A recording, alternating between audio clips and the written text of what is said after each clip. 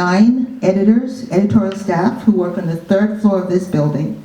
And since 2004, 19 volumes of this definitive edition of Jefferson's writings in correspondence between 1809 to 1826 have been published. And volume 20 is currently in press. Volume 21 will be sent to the publisher at the end of this year. So it's chugging along, and we're looking forward to when we get to the year 2026, which is 1826, which is pretty soon. So Dr. Looney was formerly editor and project director of the Dictionary of Virginia Biography, and he is the author or editor of several works on the history of Princeton University. Originally a student of British history at Princeton, he did his doctoral dissertation on the subject of 18th century Yorkshire newspaper advertising. So please join me in welcoming Jeff to the podium to deliver his keynote entitled, "No Happier Moments Than Those Were, James Morey, Thomas Jefferson, and the Jefferson Papers." Jeff, please.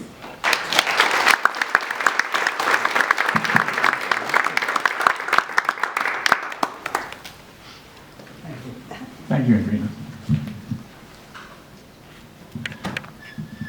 So while I'm starting to talk, my friend and associate Megan is handing out some, is that better? Yes, my friend and associate Megan is handing out some documents for you to look at. I'll talk about each of them so you don't have to start trying to read them yet, but we'll get to those as I talk. So as Adrena says, I'm the editor of the retirement series here. This is part of a larger project to create the definitive edition of the Jefferson Papers, an effort that began in 1943. Think about that. And will ultimately run to something like 80 fat volumes, like this one, our most recent volume, about 800 pages each, achieving the goal of accounting, as the first editor of this whole project said, for everything legitimately Jeffersonian by reason of authorship or association. Today I want to talk about Jefferson's relationship with James Morey, and in so doing, show you a little about what we do and how it adds value as we edit his papers. Well, Jefferson and Morey had a very long friendship, as we know and will learn, but I'm going to confine myself to the years of Jefferson's retirement, partly because that's what I know, and partly because I have 20 minutes.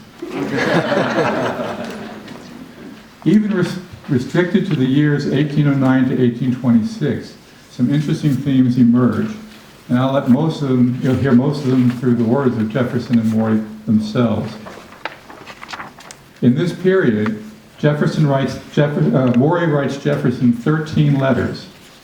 Jefferson only writes back 3 times. The disproportion is a bit extreme, but Jefferson does routinely let a few letters pile up before he replies. In this case, one explanation for the big disparity is that in retirement, Jefferson has no easy way of sending letters overseas, living near an inland town, while Morey is in Liverpool with access to lots of ocean-going vessels. And it turns out that Jefferson was kept up to date on Morey's activities by a steady stream of Morey relatives and friends who made their way to Monticello to pay their respects.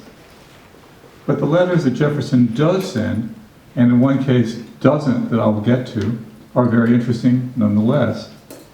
In April 1812, Jefferson realizes that the United States will soon be at war with Britain, and he writes Morey that, "Often has my heart smote me for delaying acknowledgments to you, receiving as I do such frequent proofs of your kind recollections in the transmission of papers to me. But instead of acting on the good old maxim of not putting off to tomorrow what we can do today, we are too apt to reverse it and not to do today what we can put off to tomorrow. But this duty can be no longer put off.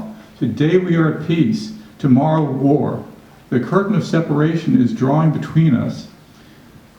Let me now then, while I may, renew to you the declarations of my warm attachment, which in no period of life has ever been weakened, and seems to become stronger as the remaining objects of our youthful affections are fewer.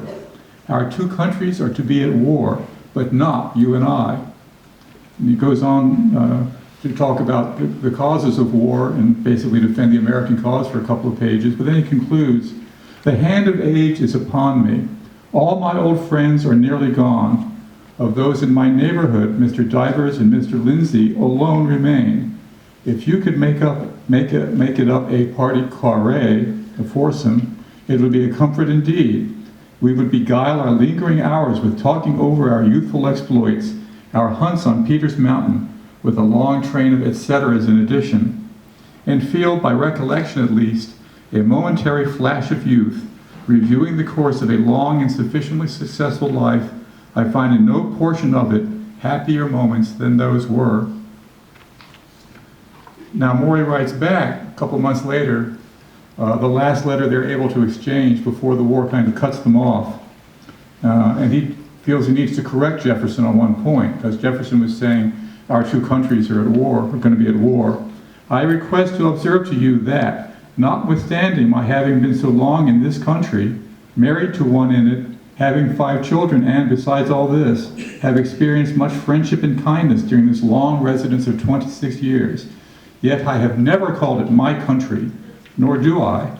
Indeed, when I came here, I had seen 40 years, and that is a time of life after which I believe we cannot entirely feel at home in any foreign country, be it almost what it may. My attachment to my country cannot be changed. Then we come to a place here, and I'll touch on a couple more, where the two of them exchange health tips of various kinds. So Maury points out, I am as active and walk as erectly for 66 years as could be expected. Perhaps better, for I see few of that age here as well off. I am, however, rather deficient in the grinders, teeth. I cannot say they are few, they are not. 'Tis wonderful how well we get on without them. My hair, I expect, is not as white as Reuben Lindsay's, but it is white. Well, so 3 years intervene, and then they're finally able to communicate again, and Maury writes to Jefferson in April 1815, and once again, they're going to exchange a couple of health tips. And this is the first of the letters I've given you a copy of. And I put a little box around the part I'm going to talk about here. And this is where he says, I have lately heard of the benefit you experience from a singular practice. I am told you have of putting your legs in cold water every morning. Is it so? I have lately resumed a practice, perhaps as singular for the 70th year, namely, plunging into a cold bath thrice a week during the whole winter, to which I attribute my having been freer of cold than during any one of the preceding 28 winters that I have been in this place. So these are two letters from Maury to Jefferson. So this is where I pause and say, one of the things that makes our edition valuable, and this goes right back to the first editor, was the decision to include incoming as well as outgoing letters, the letters to Jefferson as well as from.